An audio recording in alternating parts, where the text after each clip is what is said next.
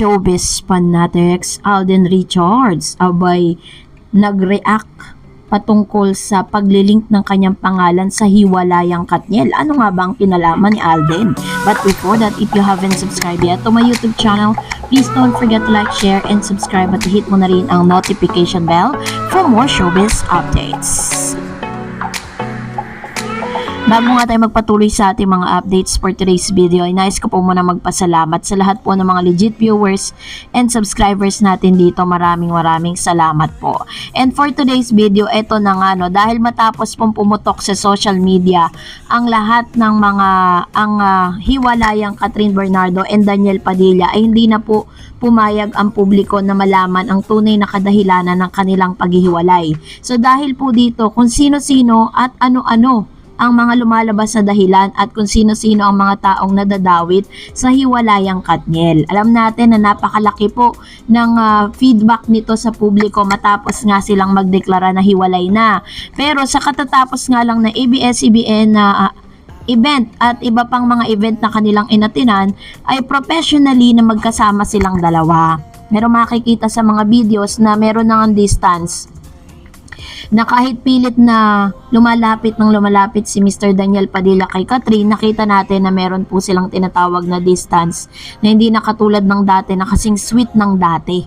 No, kaya naman medyo malungkot sa part ng ilan dahil matapos magbura ng post si Mr. Daniel Padilla ng kanyang breakup post para kay Miss Catherine Bernardo, ay nagkaroon nga po ng spekulasyon na kumalat na parang nagkakabalikan at nagkakamabutihan na di umano itong si Catherine at si Daniel Padilla, which is bagay na wala naman pong imposible dahil for 12 years or 11 to 12 years na kanilang pagsasama ay nakita naman talaga natin na talagang seriously they love and care each other, diba? So nakita naman natin yun na talaga namang sobrang minahal ng maraming mga Pinoy ang Katniel love team. But despite of all those things happening around them, ay meron naman po talagang meron pong mga magkakaibigan. Ito naman po si Mr. DJ Jaiho na isa sa mga closest friend ni Miss Carla Estrada, no, at Mr. Daniel Padilla, ay pinagtanggol itong si Mr. Daniel Padilla na kahit ano pa man daw ang mangyari, alam niyang mabuting tao si Daniel. Kaya naman talagang binibira niya ngayon itong si Miss Alora Sasam na isa sa mga closest friend ni Miss Catherine Bernardo na siyang naging shoulder to cry on ni Miss Catherine sa mga panahon na siya po ay nasa healing process. Matatandaan na idiniklara nila that they are talagang pinaproseso po nila for the longest time, many months na talagang pinoproseso nila na sila po ay magkaroon pa ng maayos na relasyon, pero according to them, talagang hindi na po nila naayos. So dahil dito, si Miss Alora Sasam ang isa sa mga kaibigan ni Miss Catherine na sinabihan niya patungkol sa isyong ito at nadawit din po no ang pangalan ni Miss Andrea Brillantes bilang isa sa mga third party story na kung saan kamakailan ay in-unfollow na rin ni Miss Alora Sasam, si Daniel Padilla at si Miss Andrea Brillantes. Kasabay nga nito, in-unfollow din ni Miss Catherine Bernardo si Andrea. Kaya naman mas lalo pong lumalim at mas lalo po na tumibay ang espekulasyon ng publiko na si Andrea Brillantes nga ang isa sa pinaka-major reason kung bakit po nagkaroon ng breakups ang Katniel. Pero as of this moment ay hindi pa rin po nagbibigay ng kanyang statement itong si Miss Andrea patungkol sa issue dahil pinipigilan siya or hindi natin alam kung pinipigilan siya or guilty ba siya or whatever kasi hindi naman tayo pwede mag-jump into conclusion. Pero eto na nga no, medyo malalim-lalim na no dahil pati po ang pangalan ng isang Alden Richards, ang multimedia star ng GMA7 ay seriously nagre-react na rin po siya sa pag-a-attempt ng ilan na nililink po yung kanyang pangalan sa Katniel breakup. Reveals possible na talagang kumbaga parang sinasabi na naloloko ang ilan dahil pati nga po yung pangalan ni Mr. Alden Richards ay isinasama na din, ano? During the Grand Media Conference of the Metro Manila Film Festival movie Family of Two on Sunday, Alden was asked if he had heard about the split of his former on-screen partner Catherine with her longtime boyfriend Daniel. Yes, opo naman. Nagulat po ako, sabi niya. Pero unahan ko na po kayo, hindi po ako magko-comment sa kahit anong question about it, sabi ng aktor. When teased about fans shipping him with the actress or as both of them are now single, Alden offered his respect to the former couple. Ako po, parang respeto ko na lang po sa kanilang dalawa if I just keep quiet po about the issue. Pero ngayon, they deserve the space they need to go through the actor's affair. Hindi naman nagustuhan ni Alden Richards na parang ginagawan, sabi niya, parang ginagawa naman ako ng issue para mapunta sa akin yung blame. Di ba parang nananahimik ako? Seryoso ang tono ng magbigay ng reaksyon si Alden Richards sa mga tanong na animoy sa pilitang nililink siya sa breakup ni na Catherine Bernardo at Daniel Padilla. So, yun nga po yung ilan sa mga medyo masakit sa part mo ni Alden kasi wala naman talaga siyang kinalaman sa breakups na ito.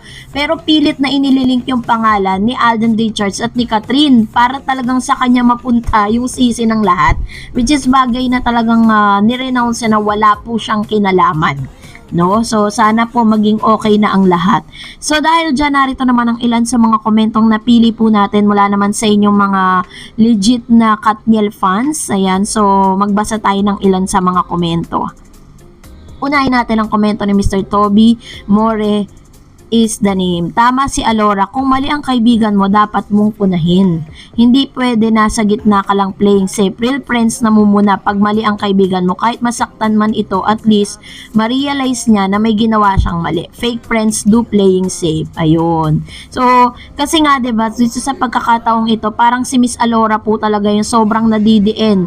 Kasi parang feeling ng lahat, si Miss Alora ang nagbe-brainwash kay Katniel or kay Miss Catherine Bernardo na totaling talikuran na ni Catherine si Daniel na bagay na itinatanggi naman ng ilan dahil may sarili pong pag-iisip si Catherine. At hindi kahit ano pang sabihin ni Alora kung alam ni Catherine kung ano yung dapat niyang gawin at wala pong pwedeng kumontrol sa kanya At dito nga medyo naki-question tuloy itong si Alora Sasam na siyang nakakaalam ng punot dulo ng hiwalayang Katniel. So kung gusto niyo pong malaman, tawag kayo or mag-PM kayo kay Alora. Sabi ni Mr. Francisco Isip, siyempre kakampi DJ Jaiho dahil nakikinabang kay Carla. Ibig nyo sabihin, maraming alam si Alora, tatahimik, babae siya kahit niloloko si Catherine ni Daniel. Marami pong alam itong si Alora Sasam dahil si Alora mismo ang kinukwentuhan ni Catherine patungkol sa kanilang breakups. Yun po yun. So, another comments, Miss Desiree Umali. Sabi niya, Saya, siya kasi ang naging shoulder to cry on. Awa niya kay Catherine, talagang kaibigan. Hindi niya hayaang niloloko ng talikuran. True. Kahit naman sino, no? Ano tayo, yung real talk tayo, no? Pagkaibigan natin yung parang niloko. So, talagang dun tayo, 'di ba? Kahit ano pa mang mangyari. Miss Christina Martel, ang tunay na kaibigan, hindi sinasang-ayunan ang maling ginawa ng kaibigan. True naman. 'Di ba? Alam niyo po, kung makikita niyo po yung isang video doon po sa event ng ABS-CBN, nakita ko po doon si Joshua na parang dinaanan lang ni Catherine, hindi siya nagbeso, no? Si Mr. Ito lang si parang nagbeso-beso sila ni Daniel, pero si Joshua dinaanan lang po ni Catherine. Hindi ko po alam kung may something po sila or parang hindi pinansin ni Catherine si Joshua or baka naman si Joshua ang isa sa mga accessories of the crime dun po sa nangyaring hiwalayang ito. 'Di ba? Maaaring possible na isa si Joshua sa mga nakakaalam ng tunay na dahilan. So, kayo na po ang humusga. And that's it for today. For more videos and updates, please don't forget to like and subscribe. And please don't forget to follow my Facebook page, Dar Eds TV. God bless everyone!